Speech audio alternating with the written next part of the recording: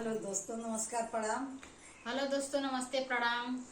हम दोनों लोग के चैनल में आप लोग का स्वागत है। हम लोग गाने जा रहे हैं। नाच गीत कैसा लग रहा है आप लोग जरूर बताइएगा और चैनल को सब्सक्राइब कर लीजिएगा, वीडियो को लाइक करिएगा और सपोर्ट करिए। आप लोग की सपोर्ट की बहुत ज़रूरत है।